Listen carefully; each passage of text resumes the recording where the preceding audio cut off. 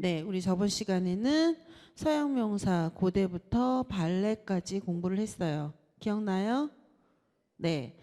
그 중에 이제 가장 중요한 클래식 발레와 낭만 발레의 차이점에 대해서도 공부를 했죠.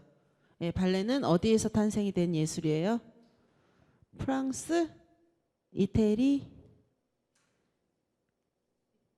이태리에서 탄생된 예술이에요. 르네상스의 산물이라고도 보통 이야기를 합니다. 그러다 보니까 르네상스 시대에 탄생된 예술의 형식들은 대부분 유미주의적인 경향성을 가지고 있어요. 발레도 마찬가지로 유미주의적인 경향성을 가지고 있어서 인간이 표현할 수 있는 최대한의 아름다움을 드러내려고 했던 예술이 바로 르네상스 시기에 등장한 발레라는 예술 장르라고 했어요. 그렇죠? 또한 그렇게 등장한 예술이면서 궁중무용의 영향을 받아서 귀족들의 보호를 받으면서 발전을 한 것이 발레 예술이었고, 그러다 보니까 대중적이라기보다는 엘리트적인 어떤 예술의 형식을 가지는 것이 바로 발레라는 예술 장르였습니다. 그것이 이제 프랑스에서는 낭만 발레의 형태로 발전을 하였고, 러시아로 이주하면서 러시아가 중심이 되면서 클래식 발레 시대가 됩니다. 클래식 발레 시대에는 고도의 정형성을 갖추게 돼요. 그래서 다른 극장 무대 예술하고는 다른 발레의 창작 구성법이라든가 이런 것들이 만들어진 시기가 바로 클래식 발레 시대입니다. 또 하나 극적 구성을 가지기 때문에 그게 어떤 스토리텔링이라든가 이런 것들을 위해서 어떤 인간적인 이야기보다는 신화, 설화 또는 전설과 같은 형태의 내러티브가 있는 무용 형식이 발전된 것이 바로 클래식 발레 시대라고 할 수가 있습니다. 그러다 보니까 이제 허구성이라는 것이 중심이 되겠죠. 허구적인 어떤 내용들이 중심이 됐는데 19세기 말에서 20세기 초가 되면 이제 본격적으로 춤이 종교적인 의식에서 사용되어지는 것에서도 벗어나고, 그 다음에 신화적인 어떤 허구성이나 내러티브적인 어떤 이야기가 아닌 본격적으로 인간의 모습, 인간의 감정, 인간의 정서를 표현하는 예술로서 새롭게 창작되어지게 됩니다. 그것이 바로 20세기 초에 등장한 모던 댄스라는 형태예요. 모던 댄스. 초기의 모던 댄스는 지금 우리가 모던 댄스라고 일컬어져 있는데, 초기의 모던 댄스는 우린 보통 뉴 댄스라고 이야기를 합니다. 즉 인간성을 억압하고 기교에 편중되어졌던 어떤 발레에 대한 욕구 불만에서부터 시작된 것이 바로 뉴 댄스, 모던 댄스의 시작점이라고 할 수가 있어요. 그런데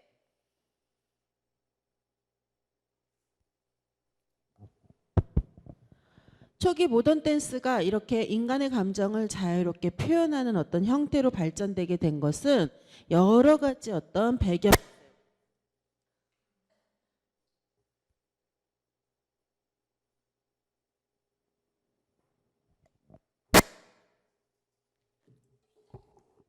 그냥 이걸로 하는 게 나을 것 같다. 돼요? 마이크 돼요? 예.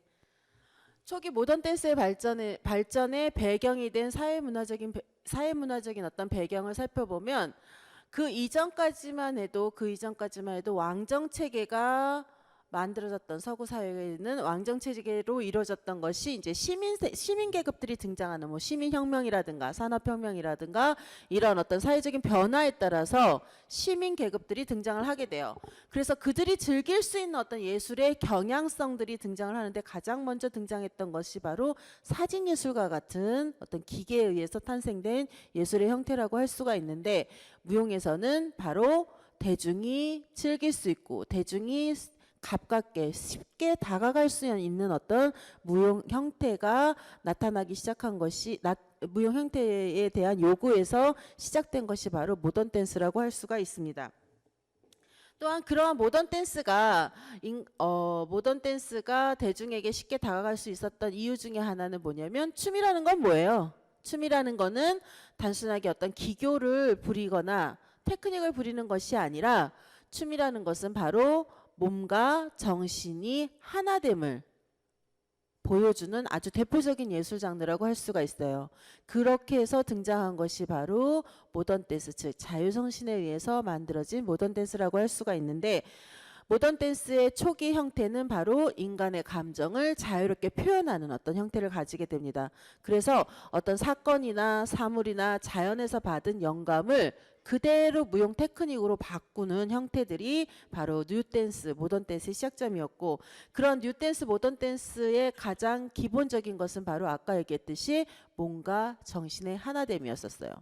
또한 이러한 모던 댄스가 발생되게 된 어떤 사회적인 배경 중에 또 하나 가장 중요한 영향을 미쳤던 것이 바로 세계전쟁이라는 형태, 우리 그 서양사에서 굉장히 중요한 변환기를 가져왔던 것이 바로 세계 1, 2차 대전이었는데, 이 세계 1, 2차 대전 이후에 사람들이 가졌던 어떤 불안감이라든가 인간 소외라든가 이런 것들을 적극적으로 무용의 형태로 표현하기 위해서 등장한 것이 바로 모던 댄스라고 할 수가 있습니다. 그래서 처음에는 사실은 현대무용은 단순하게 그 뭐라 그럴까요? 그 하나의 어떤 예술 장르, 예술 형식을 갖춘 것이 아니라 하나의 운동으로 시작되어진 것이 특징이에요. 그래서 인간의 어떤 생각, 그 다음에 감정, 관념, 이념 등을 구체적인 어떤 행위로서 드러내자고 하는 어떤 운동에서 시작된 것이 바로 모던 댄스라고 할 수가 있습니다.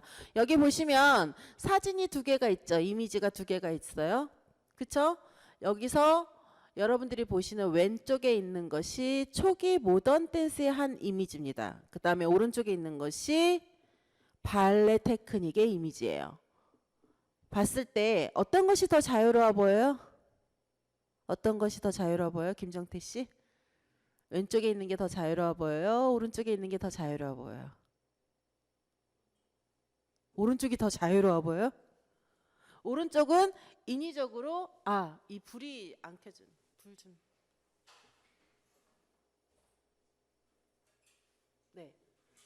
네.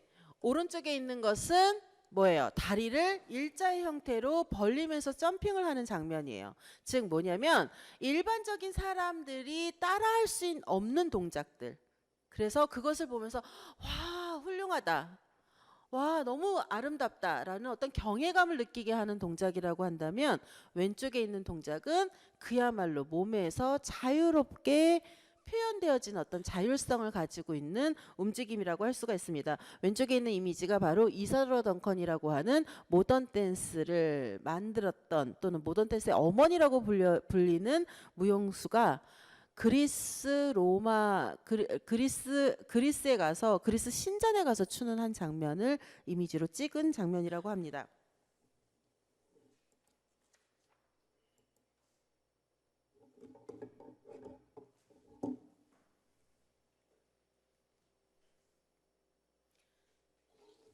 네, 현대무용의 태동을 보면 현대무용은 19세기 초엽을 시작으로 20세기의 무용으로 발돋움한 현대무용, 즉 현세대를 반영하는 무용이다라고 얘기를 해서 근대적인 무용이라는 어떤 의미에서 모던이란 말이 쓰여지게 됐는데, 이 모던이란 말은 존 마틴이라는 무용 비평가에 의해서 정착이 되어집니다. 처음에는 모던이라는 말보다는 안티발레 또는 뉴댄스라는 어떤 의미로 사용이 되어졌던 것들을 이제 모던이란 말이 붙으면서 모던 댄스, 즉 현대무용이라는 명칭으로 우리나라에도 소개가 되어져요. 우리나라에는 1926년 이후에 등장을 하게 된 것이 바로 모던 댄스고요. 최근에는 이 컨템포러리 댄스, 그 당시의 어떤 춤, 지금 여기에 춤이라는 의미로 컨템포러리 댄스와 모던 댄스를 혼용해서 사용이 되어지는 경우가 많고, 모던 댄스 하시는 분들이 컨템포러리 댄스라고도 명칭을 붙이기도 하는데, 사실 엄밀한 의미에서는 모던 댄스와 컨템포러리 댄스는 구분되어져야 되는 의미라고 할 수가 있어요. 왜냐하면 과거 우리가 1990년대까지만 해도 사실은 모던 댄스 하시는 분들을 컨템포러리 댄서라고도 보통 이야기를 했는데, 지금은 이 초창기 모던 댄스의 경향성과 지금 현재 이루어지는 무용의 경향성이 너무나 다르기 때문에 요즘에는 모던과 컨템포러리를 구분해서 사용을 하고 있습니다. 네, 현대무용은 고전발 지나친 테크닉, 테크닉이나 이런 어떤 형식주의, 그 다음에 기교주의에 반해서 생겨난 안티발레적인 어떤 성격을 가지고 있는 것이 바로 뉴댄스, 모던 댄스의 시작이라고 할 수가 있어요. 지금부터는 여러분들한테 드린 자료하고 조금 다르게 3개의 슬라이드가 구성이 되어집니다. 이 초기 모던 댄스의 시작에 영향을 가장 많이 끼친 철학자가 바로 니체라는 철학자예요. 사실 니체라는 철학자는 포스트 모더니즘이 탄생하게 된 배경이 된 철학자이기도 합니다. 니체는요, 다른 예술들 중에서도 무용의 어떤 가치를 굉장히 높게 평가했던 철학자 중에 하나예요. 그 이유는 뭐냐면 무용은 기본적으로 윤리적, 형이상학적 위치를 상징화하는 인간 활동이다. 즉, 인간이 지녀야 하는 가장 도덕적이고 가장 진리에 가까운 관념이나 이념들을 인간의 움직임으로 구체화할 수 있는 것이 바로 무용이다, 춤이다라고 이야기를 하면서 사실은 그가 중요하게 생각했던 위버맨시, 우리나라엔 초인이라고 번역이 되어지고 있는데 지금 요즘에는 위버맨시라는 용어로 사용이 되어집니다. 위버맨시조차도 춤을 통해서 대중을 교화하고 춤을 추면서 자신들이 어떤 자신들이 생각하는 어떤 진리라든가 윤리적이고 도덕적인 것을 알려주고 인식할 수 있다라고 생각했던 것이 바로 니체였었어요. 그래서 니체가 현대무용의 모던 댄스에 끼친 영향이 굉장히 중요한 영향을 끼친 철학자라고 할 수가 있습니다. 그래서 춤을 춘다라는 것은 신에게 이르는 가능성, 삶의 의미, 그 다음에 인간의 문화적 전통,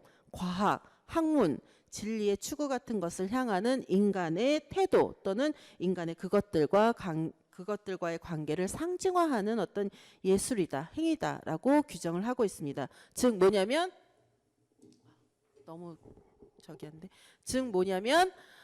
춤이라는 것은 고대에서부터 지금까지 살펴봤을 때 춤이라는 것은 신의 어떤 이야기들을 인간에게 전달해주고 인간이 신에게 다가가고자 하는 것을 알려주는, 그래서 신에게 다가갈 수 있는 어떤 가능성을 열어주는 것이 바로 춤의 형태, 즉 종교적인 어떤 의미, 종교적인 어떤 의식, 역할들을 수행하는 것이 춤이라고도 보고 있고, 또한 인간들이 자신들의 삶을 살아가면서 유의를 즐기기 위해서든 또는 농사를 짓기 위해서든 뭐든 간에 자신들의 삶을 지키기 위해서 자신들의 삶을 영위하는데 굉장히 춤의 어떤 역할들이 굉장히 중요했음을 역사적으로 살펴봤던 아주 대표적인 철학자라고 할 수가 있어요. 그래서 인간이 다다라야 되고 인간이 이루어야 되는 어떤 도덕적이고 또는 진리에 다다를 수 있는 어떤 가능성을 열어줄 수 있는 것이 바로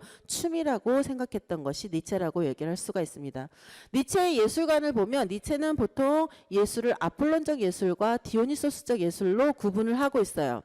제가 나중에 이 자료를 다시 드릴 거예요. 아폴론적 예술은 이성에 의한 예술, 즉 조화를 가장 중요한 기법, 원리로 생각하는 예술들을 아폴론적 예술, 그 다음에 인간의 감성이나 영감에 의해서 표현되는 어떤 예술들을 디오니소스적 예술이라고 구분을 하고 있어요.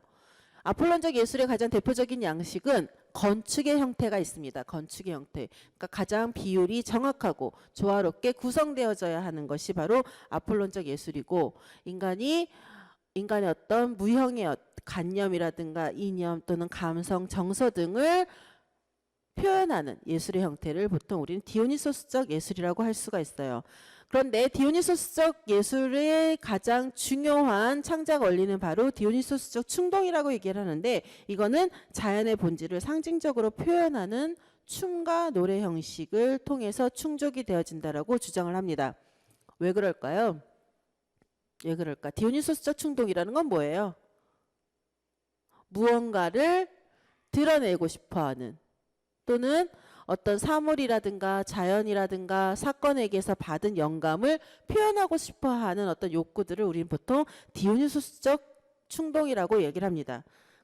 그래서 그런 것들을 통해서 완성되는 어떤 예술의 형태가 바로 춤과 노래의 형식이라고 얘기를 하고, 그래서 춤은 디오니소스적 충동에 따르는 전신적 동작의 언어에 의한 상징이다. 그래서 어떻게 보면 무용예술을 상징예술로서, 상징으로 표현되는 아주 대표적인 예술로서 규정한 것이 바로 니체가 주장했던 무용관이에요. 또 하나, 이렇게 디오니소스적 충동에 의해서 만들어지는 무용이라는 것은 바로 인간의 자유정신에 의해서 상징화되어지는 것인데, 니체는 자신의 저서 짜라투스트라는 이렇게 말했다 해서 춤은 웃음, 자연상태, 아름다움, 에너지, 그리고 궁극적으로는 자유정신의 상징이다라고 이야기를 합니다. 그래서 인간이 누려야 하는, 인간이 생각할 수 있는 최대한의 것을 드러낼 수 있는 것, 즉 인간은 어떠한 사건이나 어떤 진리에 대해서 판단할 때 인간이 가질 수 있는 어떤 최대한의 이해를 통해서 완성되어지는 것이 바로 무용이다라고 이야기하면서, 무용은 춤의 근원으로서 동적이면서 유기적인 특성을 낳는 힘의 의지, 즉 어떤 의도라든가 목적에 의해서 가장 강력한 또는 가장 본질적인 진리에 다다르고자 하는 어떤 의도에 의해서 드러나는 것이 바로 춤이 가지고 있는 근원이고, 그런 춤은 바로 자기 극복의 하나의 행위다. 즉 자기 극복에 의해 부단히 고양하는 초인의 행위라고 주장을 하게 돼요. 즉 인간이 진리에 다다르기 위해서 끊임없이 춤을 통해서 진리를 파악하고, 춤을 통해서 어떻게 보면 세상을 읽을 수 있는 어떤 것들을 찾을 수 있다라고까지 주장했던 것이 바로 니체였고, 이렇게 자기 극복의 어떤 춤의 양태로 춤의 어떤 양상을 자기 극복의 어떤 양태로 살펴봤던 그 니체의 어떤 사상은 사실은 동양적인 인도 철학, 즉 불교라든가 인도 철학에 굉장히 많은 영향에 의해서 이러한 것들이 등장을 했다라고 볼 수가 있어요. 왜냐하면 우리 그때 동양무용 배웠을 때 뭐라 그랬어요? 춤은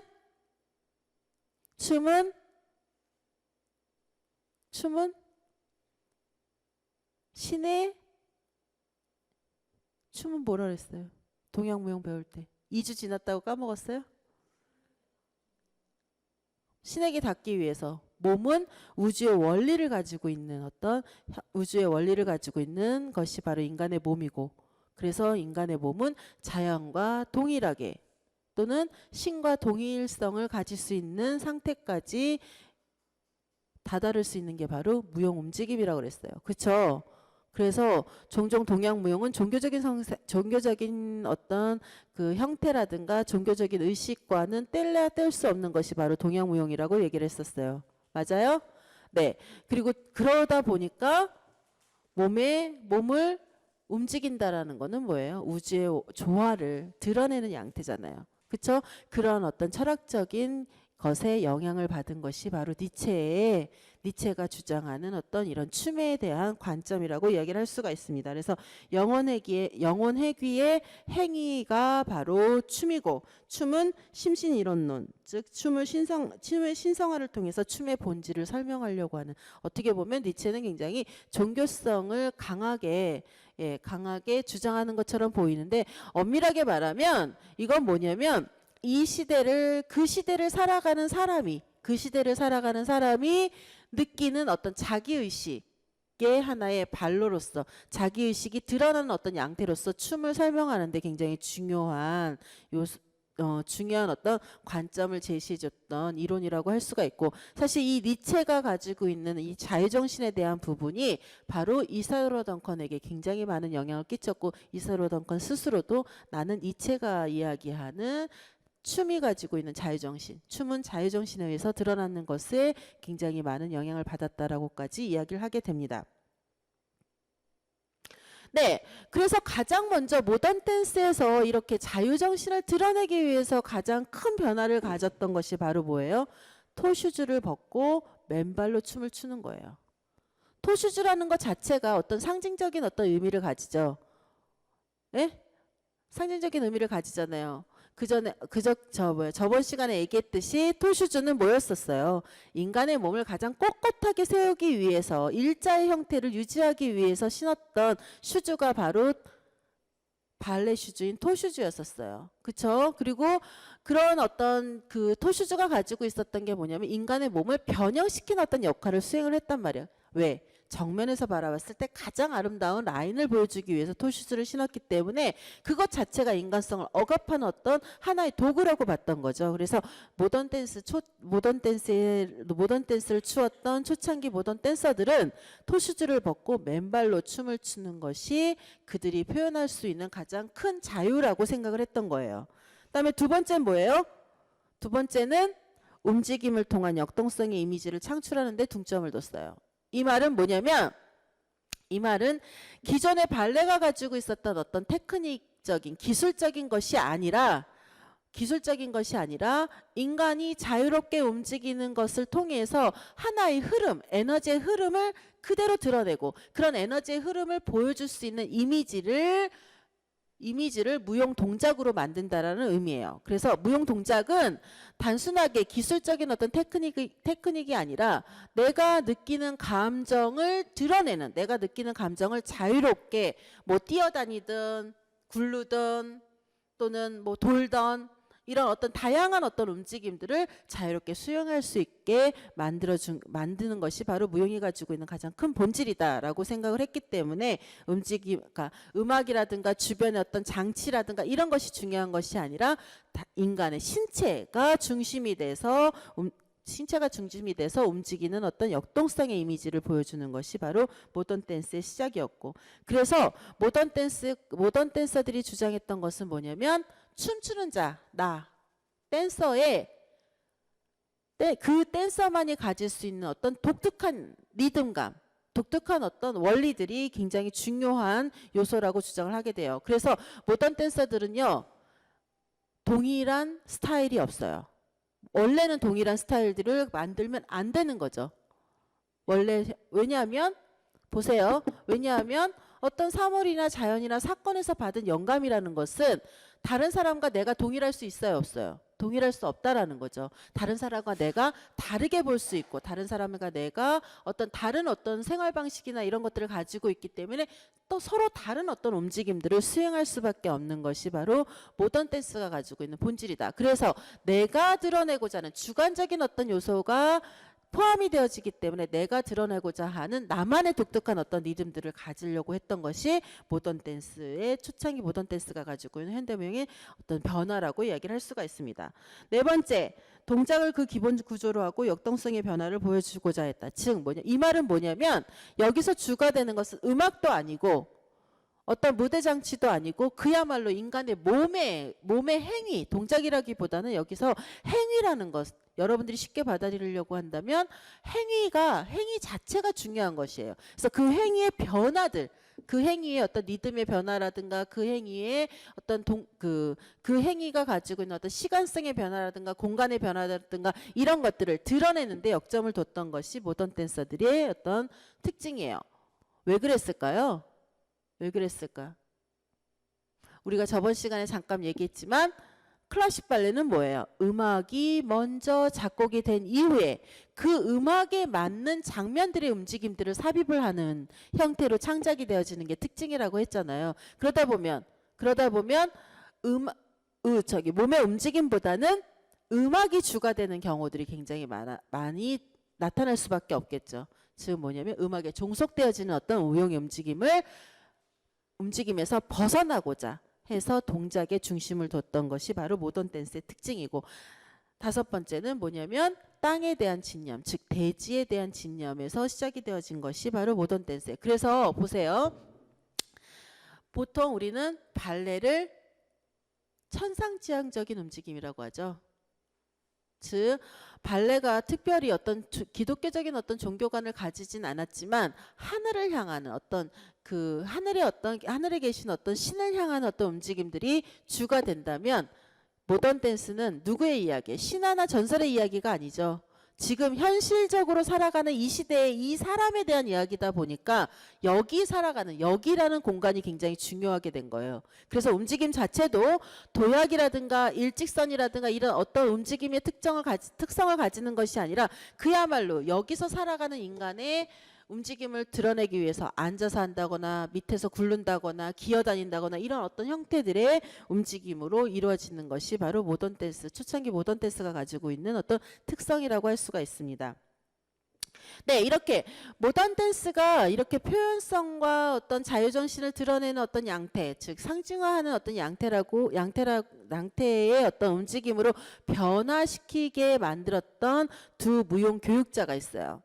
그 사람들은 프랑스와 델사르트와 에밀 자크 달크로즈라는 사람인데, 사실은 이들은요 무용을 창작하기 위해서 무용은 이래야 된다라고 주장했던 것은 아니고, 뭐였냐면 학교 교육에 무용을 도입하기 위해서 무용이 가지고 있는 본질이나 무용의 어떤 정의를 내렸던 학자들이에요. 교육학자들인데, 델사르트나 달크로즈가 동시에 주장했던 건 뭐냐면, 춤이라는 것은 인간의 감정이나 정서를 순화시키는 역할을 하는데, 왜 그러냐면 인체를 정신적, 감정적, 육체적 영역으로 분리했을 때 바로 육체의 어떤 긴장이나 이완의 반복을 통해서 몸이 가지고 있는 감정이나 어떤 정신적인 것을 순화시킬 수 있는 것이 바로 춤의 행위이기 때문에 춤을 학교 교육에 도입시켜야 된다라고 주장했던 게 바로 달크로즈가 말했던 무용의 본질이에요. 즉 뭐냐면, 춤이라는 것은 내가 가지고 있는 감정이라든가 내가 가지고 있는 정신을 움직임을 통해서 드러내는 어떤 행위이기 때문에 이 몸 속에 있는, 이 정신 속에 있는, 또는 내가 가지고 있는 어떤 감정 상태를 공통의 어떤 감정 상태로 유도하기 위해서는 반드시 움직임의 교육을 통해서 협력을 하거나 협동을 하거나, 또는 움직임을 통해서 사회화를 이룰 수 있는 것이 바로 무용교육이다. 그래서 무용교육은 학교 교육의 일부로 도입이 되어져야 된다라고 주장했던 거예요. 즉 뭐냐면, 분명한 것은 델사르트는 육체, 정신, 감성을 구분을 하고 있긴 하지만, 춤이라는 것이 바로 이러한 구분되어진 것들을 통합시키는 하나의 역할을 수행할 수 있는 요소라는 것을 보여줬던 것이 바로 델사르트의 초기 주장이고, 또 하나는 달크로즈 같은 경우에는 신체의 움직임을 이용하여 리듬을 인식하고 시간의 현상을 공간의 현상으로 이행시키는 어떤 역할을 수행한다고 해서,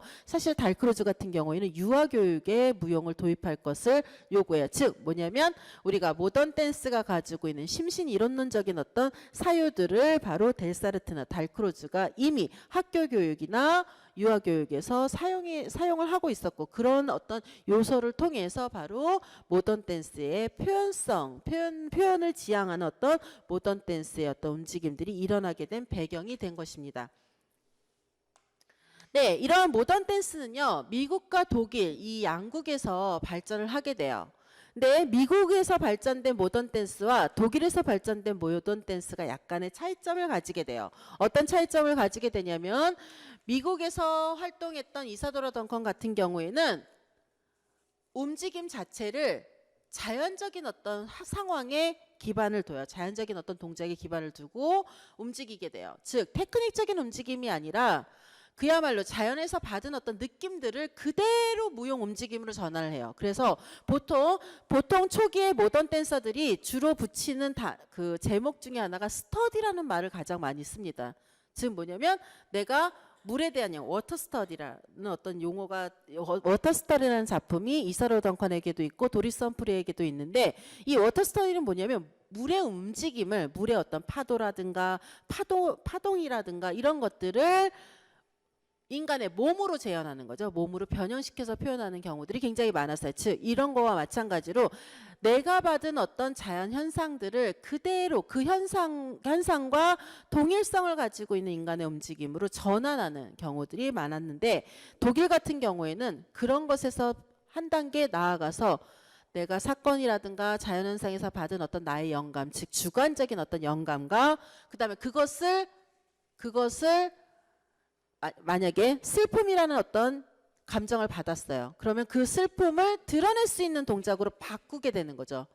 그래서 어떤 그 자연현상을 그대로 모방하는 어떤 형태가 아니라 그것을 인간의 몸으로 변환시키는 어떤 과정을 거치기 때문에 주관적, 표현적, 과학적, 미학적인 어떤 혼합물로서의 어떤 구체성을 가지고 있는 게 독일 표현주의 무용의 형태라고 할 수가 있어요. 그래서 보면 미국의 모던 댄스는요 테크닉적인 어떤 기법이 없어요. 그런데 독일의 모던 댄스는 테크닉적인 기법의 그 테크닉적인 기법이 만들어지고 무대 예술로서의 어떤 형태들이 완성되어지는 것이 특징이라고 할 수가 있습니다. 그래서 즉 뭐냐면 무언가에서 어떤 사건이라든가 자연이라든가 이런 것에서 받은 영감을 반드시 몸의 테크닉, 움직임의 테크닉, 무용 동작으로 전환시킨 어떤 특징을 가지고 있는 게 독일의 모던 댄스의 특징이라고 할 수가 있습니다. 그럼 이제 먼저 미국의 현대무용부터 살펴보도록 하겠습니다. 네, 미국의 현대무용은 로이 플러와 이사로 덩컨에 의해서 시작이 되어져요. 로이 플러 같은 경우에는 스토리를 전달하려는 어떤 욕구 자체가 없어요. 그러니까 이야기 구조 자체를 없애버렸고 또 정서를 어떤 인간의 어떤 정서를 드러내는 어떤 형태보다는 로이 플러는 오락성이 강한 어떤 굉장히 추상적인 어떤 무용 움직임들을 발표했던 안무자이기도 합니다. 그래서 사실은 로이 플러 같은 경우에는 뭐랄까 움직임의 어떤 큰 변화보다는 반복적인 움직임을 수행하는데 조명이라든가 의상을 변환시켜서 효과를 드러내는 어떤 대표적인 안무가였고 사실 그래서 로이 플러를 모던 댄스의 시작점으로 봐야 되느냐라고 의문을 제기하시는 분들도 굉장히 많아요. 그런데 이제 여기서 중요한 것은 안티발레라는 어떤 관점에서 봤을 때는 그 당시 극장무용이 발레 형식이 주가 되었었다면 로이 플러에 와서야 비로소 극적 구조가 전혀 없는 이미지 중심의 모던 댄스 공연이 이루어졌다는 점에서 이제 로이 플러를 모던 댄스의 어떤 시작점으로 보시는 분들도 있습니다. 그래서 무용을 통해서 극장의 표현력을 높이는 데 굉장히 기여한 바가 높은 안무가가 로이 플러였고요. 그러다 보니까 로이 플러는요. 실제적으로 어떤 무용 움직임의 테크닉이라든가 무용 작품의 어떤 그 기법이라든가 이런 것들을 만들지 않았던 안무가 중에 하나입니다. 그다음에 두 번째 이제 우리가 모던 댄스의 어머니라고 얘기하는 이사로 덩컨이라는 사람이 있어요. 이사로 덩컨은요. 사실 어렸을 때는 발레를 교육받았던 무용가예요. 그런데 이제 이사로 덩컨이 발레가 가지고 있는 어떤 기교적이고 또는 이렇게 억압한 어떤 그런 움직임에서 벗어나기 위해서 모던 댄스 스스로 토슈즈를 벗어버리고 왼발로 춘 최초의 무용가이기도 합니다. 그래서 단순함을 드러내려고 했던 안무가였고 그 다음에 수단이라는 말은 뭐냐면요. 기법이에요. 기법. 무용 움직임 외에 음악이라든가 그 다음에 어떤 장식이라든가 의상이라든가 이런 것들을 없애버리고 그런 것들에서 해방되어져서 거의 그야말로 어떤 자유로운 움직임, 자유로운 의상들을 입으려고 했던 것이 바로 이사로 덩컨의 특징인데 이사로 덩컨이 가장 좋아했던 예술이 바로 그리스 예술이었대요. 그래서 이사로 덩컨은 그리스 예술이 가지고 있는 어떤 고전적인 어떤 내용과 형식이 절묘하게 결합되어지는 것을 그 예술의 가장 큰 이상이다라고 주장을 했던 것이 바로 이사로 덩컨이고 그래서 이사로 덩컨이 주로 표현하고자 했던 것이 그리스 조각상에 나오는 어떤 이미지라든가 그 다음에 그리스 항아리 그림에 나오는 어떤 이미지들을 보여주기 위해서 대부분 이제 이사로 덩컨은요. 그 전에 발레 의상이 가지고 있었던 어떤 콜셋을 입는다거나 이 신체를 이렇게 옥죄는 의상들 있잖아요. 이런 것들을 벗어버리기 위해서 그리스 튜닉을 입고 춤을 추었다고 해요. 그리스 튜닉은요. 재단이 되어지지 않은 의상이에요. 천을 이렇게 몸에 감는 의상이잖아요. 그렇죠? 그러다 보니까 굉장히 자유로운 어떤 움직임들을 구사할 수 있는 어떤 의상을 입고 춤을 췄던 안무가이기도 합니다. 그래서 초창기 이사로 덩컨에 대해서는 초창기 평판은 굉장히 안 좋았어요. 이사로 덩컨이 성공한 것은 유럽 투어 공연에 가서 이제 예술가로서 굉장히 호평을 받는데 초창기 옛날에는 그 사교계에서 이렇게 사교계 부인들이 이제 무용가를 자신들의 어떤 그 사교 모임에 초대해서 공연을 하게 하는데 그 공연에 가서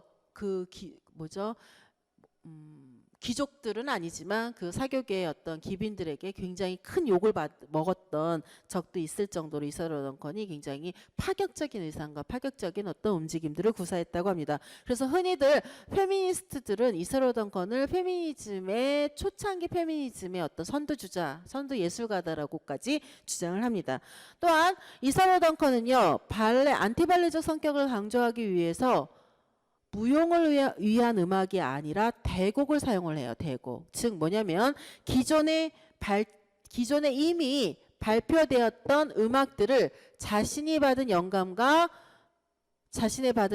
적합한 음악들을 발췌해서 음악을 별로 그렇게 중요하게 생각하지 않은 안무가이기도 합니다. 그런 음악들을 가지고 작품을 만들었기 때문에 이사로 덩컨은 무용음악이 아닌 대곡들을 사용해요. 그래서 클래식 음악 같은 것들도 굉장히 많이 사용을 하고 그 당시에 유행했던 어떤 대중적인 음악들도 사용을 했다고 합니다. 그래서 음악의 시각화에 몰두했던 것이 어떤 음악의 분절이라든가 리듬, 그 음악이 가지고 있는 어떤 특성들을 드러내는 데 몰두했던 것이 이사도라 덩컨이 가지고 있는 특징이라고 할 수가 있어요. 그 이후에 이제 미국 현대무용이 정착되어지게 만들었던 미국 현대무용의 어떤 하나의 조류, 어떤 경향성을 만들 수 있게끔 기반을 조성했던 무용가가 바로 루스 세인트 데니스라는 사람이 있습니다. 사실 이 사람에 의해서 모던 댄스라는 모던 댄스가 어떤 교육기관에 편입되어진 어떤 현상을 갖게도 만드는데, 루스 세인트 데니스는 초창기에는요 동양 문화에 굉장히 많은 관심을 갖게 돼요. 그래서 동양 여인들이 밭에 나가서 추수를 하고 그 다음에 동양 여인들이 물동이를 지고 다니는 어떤 이미지들을 무용작품으로 만들기도 하고, 그 다음에 동양의 신화에 어떤 관심을 갖기도 하고, 또는 일본의 어떤 기모노 입은 여인들의 아름다운 자태들을 무용작품으로 만들기도 합니다. 그래서 동양적인 움직임과 의상 또는 음악을 사용했던 안무가이기도 합니다. 그런데 이 사람이 루스 세인트 데니스가 테드 쇼온이라는 남편을 맞이하게 돼요. 이 남편과 같이 만든 학교가 데니쇼온 무용단과 학교를 설립하게 됩니다. 사실은 그래서 데니쇼온 무용단과 학교에서 배출된 안무가들, 무용가들이 지금 우리가 알고 있는 모던 댄스의 아주 대표적인 안무가들로 성장을 하게 돼요. 테드 쇼온 같은 경우, 테드 쇼온의 어떤 중요한 역할들은 뭐였냐면, 당시에 이제 남성 무용수가 굉장히 부족했던 모던 댄서의 어떤 모던 댄스계의 남성 무용단을 조직해서 남성 무용수의 어떤 수를 증가시키고 남성 무용수의 어떤 역할이라든가 남성 무용수의 테크닉들을 높였던 안무가이기도 합니다.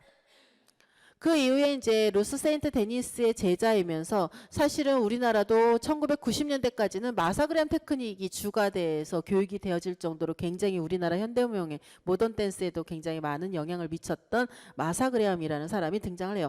사실은 마사그레함은요 철저하게 사회적인 어떤 대중적인 인기를 누렸던 안무가입니다.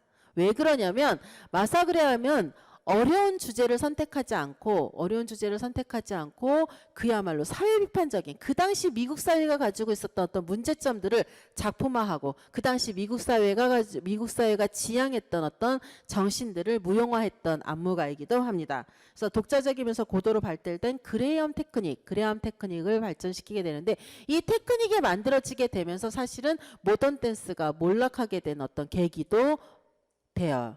왜냐하면 모던 댄스는 아까 제가 얘기했죠. 그 춤을 추는 무용가들 개인의 스타일은 굉장히 중요하지만 가장 중요한 게 뭐예요? 가장 중요한 게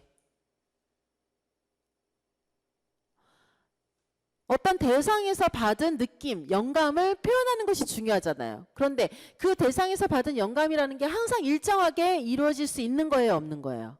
없죠. 그런데 테크닉으로 완성이 되어졌다는 건 뭐예요? 형식이 만들어졌다는 거잖아요. 그렇죠?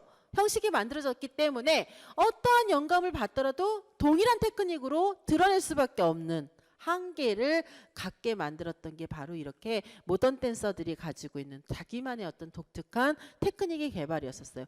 엄밀하게 말하면 초기의 테크닉의 개발은 그 무용수가 가지고 있는, 그 무용가가 가지고 있는 아주 독자적인 어떤 스타일을 만들었다는 거에는 큰 의미를 두지만, 사실은 이게 모던 댄스가 정형화되어지는 어떤 한계를 드러내는 드러내는 어떤 양자적인 부정적인 입장과 긍정적인 어떤 효과를 다 가지고 있는 것이 바로 그 모던 댄스들이 가지고 있는 테크닉의 완성이라고 할 수가 있는데, 그 중에 아주 대표적인 게 바로 그레함 테크닉이었었어요.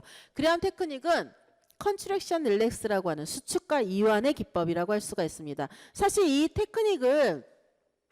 테크닉이 모던 댄스를 대표하는 테크닉이라고까지도 얘기를 해요, 오늘날은. 그래서 오늘날 전형적인 테크닉이 뭐냐, 모던 댄스의 테크닉이 뭐냐 그러면 수축과 이완이라고 보통 이야기를 합니다. 이 수축과 이완은 뭐냐면, 수축을 할 때는 그 여성에 해당되는 걸로만 얘기를 하자면 자궁을 이렇게 압축하는 거예요. 그래서 배 있는 부분을 최대한 이렇게 압축을 해서 등이 이렇게 굽어지게 만드는 어떤 기법. 그 다음에 이완을 했을 때는 배의 근육을 완전히 풀어줘서 등을 평평하게 만드는 기법이 바로 수축과 이완의 기법인데, 이 테크닉을 처음에 만들었을 때는 언제였냐면 인간이 가지고 있는 고통스러움을 드러내려고, 고통스러운 어떤 것을 드러내는 작품에서 최초에 사용이 되었대요. 그 중에서도 2차 세계대전 전쟁이라는 것을 겪은 사람이 느낄 수 있는 공포감을 드러내기 위해서, 공포감과 그것에서 벗어나는 어떤 인간의 모습들을 드러내기 위해서 최초로 사용되어졌던 것이 바로 컨트랙션 릴렉스라고 합니다.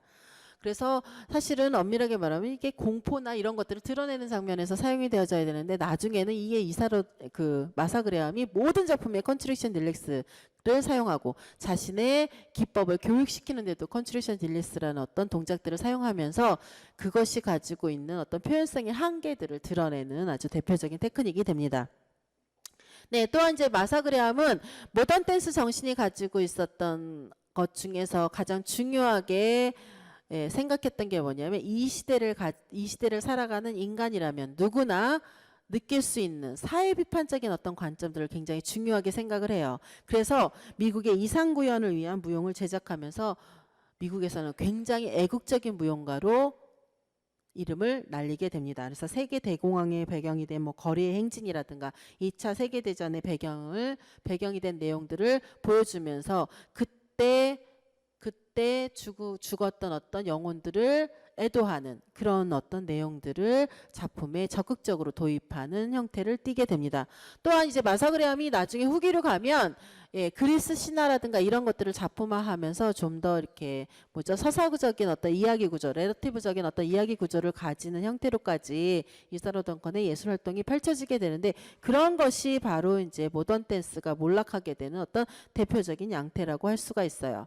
다음으로 이제 독일의 현대무용, 초창기 현대무용을 보면 독일의 현대무용의 델사르트라든가 달크로즈의 영향을 받아서 만들어진 독일의 현대무용은 라반에 의해서 체계화가 됩니다. 사실. 그래서 라반이라는 사람은 무용 이론가이기도 하고 교육자이기도 한 사람인데, 사실 라반이라는 사람은 무용을 발전시키기 위해서 라바노테이션이라는 걸 만들어요. 라바노테이션이라는 게 뭐냐면 무용을 기록하는 기록법입니다. 그런데 이게 너무나 기호화되어져 있기 때문에 사실 일반인들이 그 기록법을 가지고 무용작품을 구체화하는데 굉장히 어려움을 많이 갖게 돼요. 그래서 사실은 라반의 라바노테이션은 전 세계적으로 확대되어지지 못하는 한계를 가지게 됩니다. 그런데 가장 중요한 것은 뭐냐면, 라반이 중요한 이유가 뭐냐면, 라반이 교육시킨 무용가들이 많은 것도 중요하지만, 라반이 중요한 것은 뭐냐면, 춤이라는 것은 인간의 감정을 드러내는 어떤 행위이다라고 규정을 해요. 행위이다라고 규정을 하면서 표현주의 무용의 기틀을 만들었던 이론가가 바로 루돌프 폰 라반이라고 할 수가 있습니다.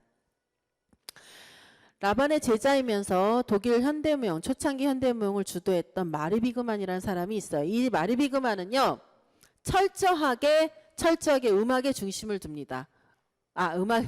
철저하게 음악을 배제해요. 죄송해요. 음악을 배제하게 돼서 절대무용을 펼쳤던 안무가이기도 합니다. 그래서 무음악의 춤이라는 것을 만들기도 하고, 그래서 오직 움직임만이 인간의 어떤 어두운 감정이라든가 정서들을 드러낼 수 있고, 그 다음에 움직임이라는 것은 인간의 어떤 비관적인 어떤 운명들을 표현하는 데에 중점을 두는 어떤 행위다라고까지도 주장을 하게 돼요.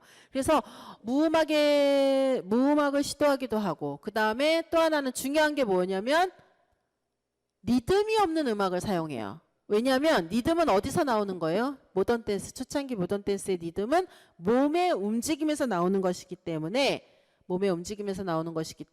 음악을 철저하게 배제했던 안무가가 바로 마리 비그만이고, 또 하나 마리 비그만은 공간에 대한 인식이 굉장히 독특했어요. 그래서 초창기에 마리 비그만의 공간의 인식이라는 건 바로 뭐냐면 대지지향적인 공간의 인식입니다. 그래서 무용수는요, 꼭 서서 춤을 추는 것이 아니라 무용수는 앉아서도 춤을 출 수가 있고, 그 다음에 땅을 스스로 느끼면서 땅에서 나오는 어떤 기운을 받아서 춤을 출 수 있는 어떤 행위자가 바로 무용가다라고까지도 보고 있는 것이 바로 마르비그만의 특징이라고 할 수가 있고요. 그다음에 마르비그만은 군무를 사용하는데 이 군무는요. 기존의 발레 테크닉이 가지고 있었던 어떤 기하학적인 구도 있잖아요. 이런 구도가 중요한 것이 아니라 어떤 이미지라든가 어떤 자연 현상이라든가 이런 것들을 드러내는 어떤 양태 군무를 사용했고, 또 하나 인간의 내면 세계를 표현하기 위해서 마르비그만이 도입한 게 바로 가면이라는 거예요. 가면. 보세요. 보세요. 우리 발레는 가면이 굉장히 중요합니다. 그쵸? 우리 무용에서는 가면이 굉장히 중요한데, 가면이라는 것이, 무용에서 가면이라는 것의 역할이 뭐예요? 캐릭터 표현이죠. 그 춤을 추는 사람의 성격, 그 춤을 추는 사람의 계급, 이런 것들을 이런 것들을 드러내는 양태도 돼요. 그 다음에 가면은 또 무슨 역할을 수행할까요? 그 무용수가 가지고 있는 배경들을 숨기는, 즉 은폐시키는 역할도 가지고 있어요. 그러다 보니까 이 가면의 사용이라는 건 뭐냐면 보다 더 움직임에 집중시킬 수 있고 보다 더 그 캐릭터의 특성을 잘 파악할 수 있게끔 만들어주는 게 가면의 어떤 역할이었다고 생각을 하시면 됩니다. 그래서 유럽 현대무용에 아주 큰 영향을 미쳤던 것이 마르비그만의 어떤 표현주의 성향의 춤이라고 할 수가 있어요. 마르비그만하고는 조금 다르게 크루티우스라는 사람이 있어요. 크루티우스도 마찬가지로 라반의 제자인데, 크루티우스는요 마르비그만보다 덜 조명을 받아요. 왜 그러냐면 크루티우스 같은 경우에는 발레 테크닉을 그대로 이용을 합니다. 발레 테크닉을 그대로 이용을 해서 움직임에 있어서는 큰 변화를 이루질 않아요. 그런데 문제는 뭐냐면 크루티우스도 마찬가지로 신화적인 내용이라든가 설화적인 내용의 어떤 유미주의적인 작품을 만드는 것이 아니라 그 시대의 양상들을 표현하는 데 중점을 둬요. 그래서 그 시대가 가지고 있는 문제점에 대해서 내가 어떻게 안무자인 내가 어떻게 생각하느냐를 작품화하는 경향성을 가지게 됩니다. 그래서 크루티우스가 조명은 좀 덜 받았지만 마르비그만보다는 좀 덜 예술적인 어떤 모던 댄서로서의 예술적인 평가는 낮게 받았지만 사실은 엄밀하게 말하면 사회 비판적인 어떤 요소는 가장 많이 가지고 있었던 게 바로 크루티우스의 작품이라고 할 수가 있습니다. 그래서 사회성을 지닌 무용극을 만들기 위해서 굉장히 오랫동안 노력했던 것이 바로 크루티우스라고 할 수가 있어요. 그 이후에 이제 50년대 이후에는 이제 여기 나타난 이 사람들은요 다 미국에서 활동한 모던 댄서들이에요. 모던 댄서들인데 호세 리몽, 에릭 호킨스, 안나 소콜로, 머스 커닝햄, 얼리 니콜라이, 폴 테일러, 엘빈 네일이라는 사람이 있습니다. 이 중에서 보시면 머스 커닝햄과 폴 테일러는 사실은 포스트 모던 댄스를 만든, 포스트 모던 댄스가 가지고 있는 정형성을 거부하면서 등장했던 안무가예요. 호세 리본 같은 경우에는 인간의 어떤 비극적인 요소, 인간의 어떤 해악적인 요소들을 드러내는 것이 바로 춤이다라고 생각했던 안무가입니다. 그래서 무용은 인간 정신의 위대함을 표현하는 어떤 예술 형태라고까지 주장했던 안무가가 바로 호세리몽이라는 안무가예요. 그래서 호세리몽은 마르비그만의 제자가 아니라 도리스 험프리라는 사람의 제자인데, 이 호세리몽의 기본적인 테크닉 기법은 폴 앤 리커버리, 즉 인간의 몸에 떨어지고 제자리에 올라오는 그런 형태의 어떤 춤의 형태를 가지고 있는 게 바로 호세리몽이라고 할 수가 있습니다. 그 다음에 에릭 호킨스는 이 시대의 시대 감정을 드러내는 것이 무용이라고 주장을 해요. 그래서 이 시대에 기쁘고 슬프고 고통스럽고 우울하고 이런 어떤 감정들을 드러내는 형태가 바로 무용의 형태라고까지 주장을 합니다. 그 다음에 안나 소콜로우 같은 경우에는 마찬가지로 에릭 호킨스와 유사점을 가지는데, 안나 소콜로우 같은 경우에는 무용이라는 것은 이 시대를 살아가고 있는 사회 문제들을 드러내는 어떤 양태가 바로 무용의 형태라고까지 주장을 하면서, 사실 모던 댄서들이 가장 중요하게 생각했던 게 바로 뭐였냐면 내가 여기서 살아가는 나의 모습을 드러내는 것이 가장 중요한 어떤 요소라고 이야기를 할 수가 있습니다. 얼리 니콜라이 같은 경우에는 그 무대에서 굉장히 조명이라든가 소품이라든가 이런 장신구를 굉장히 중요하게 생각했던 안무가 중에 하나예요. 그런 것들을 통해서 작품을 좀 더 스펙타클하게 만드는, 작품을 좀 더 볼거리를 더 많이 만드는 어떤 형태를 가지고 있는 게 바로 얼리 니콜라이고요. 마지막으로 여기 등장한 엘빈 에일리라는 사람은 흑인 무용가입니다. 흑인 무용가고 지금 현재까지도 굉장히 많은 무용가들을 배출하고 있는 무용학교를 설립하면서 어떻게 한편으로 보면 재즈와 현대무용의 경계를 모호하게 만들었던 안무가이기도 해요. 그래서 여기서 보시면 머스커닝햄 이후에 등장한 안무가들은 엄밀하게 말하면 초창기 모던 댄서들이 가지고 있는 모던 댄스 정신을 그대로 수용했다고 보기엔 좀 어렵고요. 자신들 많이 가지고 있는 어떤 테크닉이라든가 자신들 많이 가지고 있는 어떤 융합의 어떤 양태들을 띠고 있는 것이 특징이라고 할 수가 있습니다. 그렇다면 우리가 발레는요, 보세요. 발레는 감상하는데 그 발레 작품의 구성법이라든가 그 발레 작품이 가지고 있는 어떤 특성들이라든가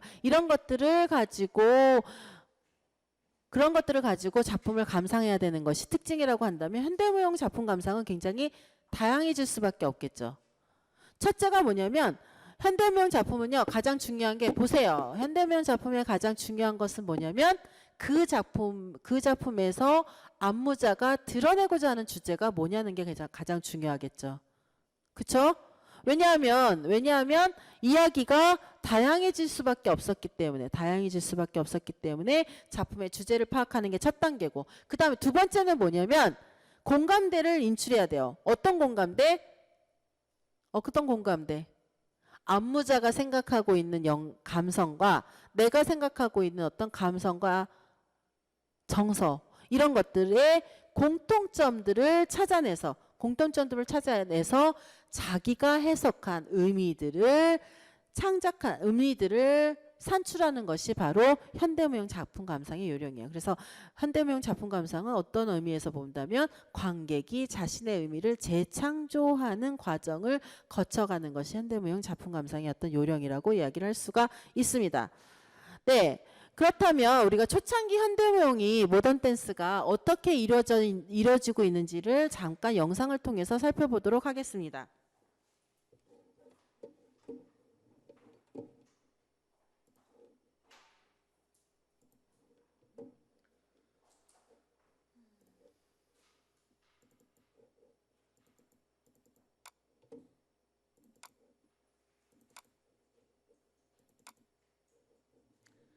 우리 아까 잠깐 지금 오늘 이사로 덩컨의 춤은 없는데 이제 로이 플러의 어떤 춤을 보면 로이 플러는요, 극적 이야기 구조가 전혀 없다 그랬죠. 여기 보시면 로이 플러의 어떤 작품의 한 장면입니다.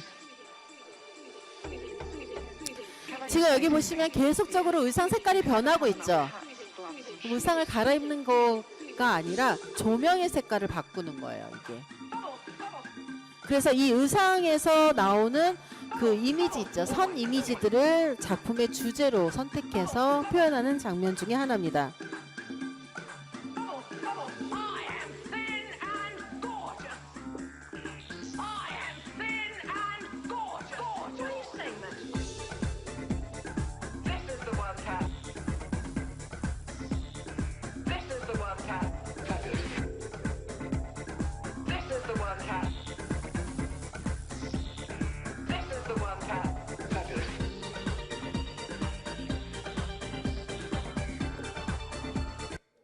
네, 그 다음은 이제 마리 비그만의 춤을 한번 보도록 Wiegman believed 하겠습니다. that expressionist dance and classical dance use of 이게 바로 마리 비그만의 초창기 작품인 마녀의 춤이에요. 여기 보시면 지금 잘 희미해서 잘 안 보이겠지만 얼굴에는 마스크를 쓰고 있습니다. 가면을 쓰고 있어요.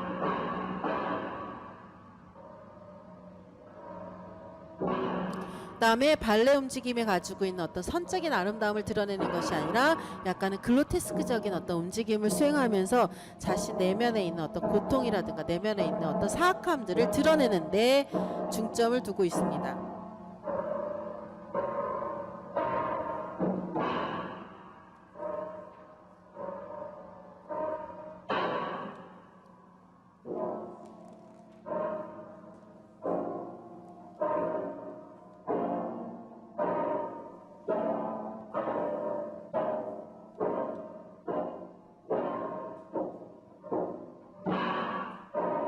The same German 네. 다음은 이제 루스 세인트 데니스랑 테드 쇼의 어떤 춤을 보도록 하겠습니다.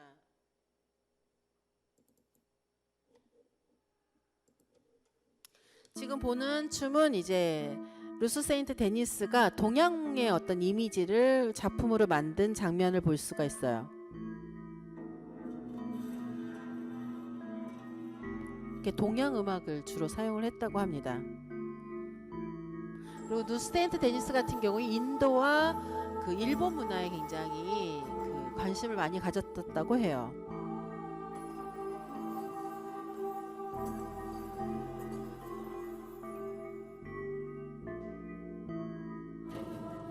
지금 저렇게 걷는 모습들도 그 일본의 게이샤들이 걷는 어떤 모습을 상징적으로 드러내고 있습니다.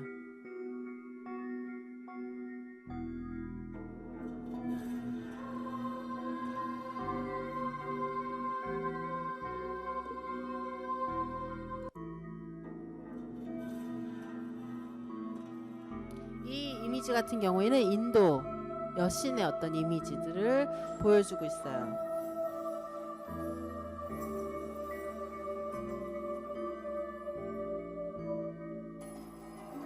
어떤 측면에서는 이 동양 문화를 조금 그러니까 희극적으로 표현했던 어떤 비판도 받고 있긴 한데, 굉장히 그 동양 문화가 가지고 있는 아름다움들을 무대에서 적극적으로 보여줬던 어떤 안무가이기도 합니다.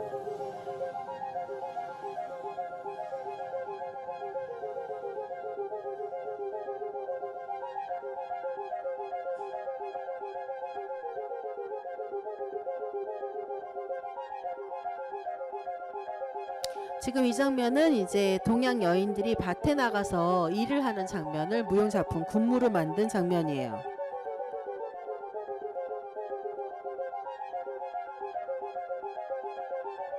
어떻게 보면 일상적인 움직임을 무용 움직임으로 전환하는 장면들도 볼 수가 있어요.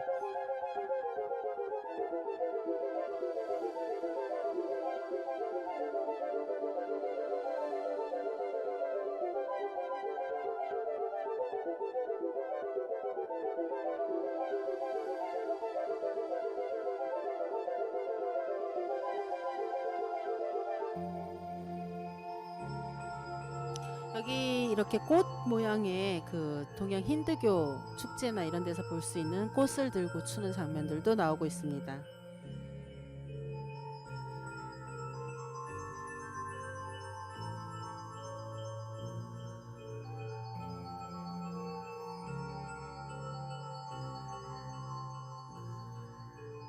거의 발레 움직임하고 비교해서 봤을 땐 전혀 테크닉적인 요소는 거의 찾아볼 수가 없는 게 특징이죠.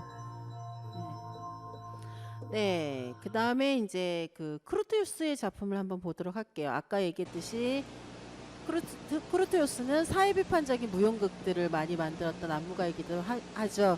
지금 이 크루티우스 작품은 록셋 테이블이라는 작품이에요. 이 록셋 테이블은 뭐냐면, 당시 그 세계전쟁 끝나고 난 다음에 유엔에서 그 서방 세계와 그 동구 세계, 그러니까 그죠, 공산주의와 민주주의가 대립한 어떤 장면을 보여주고 있습니다.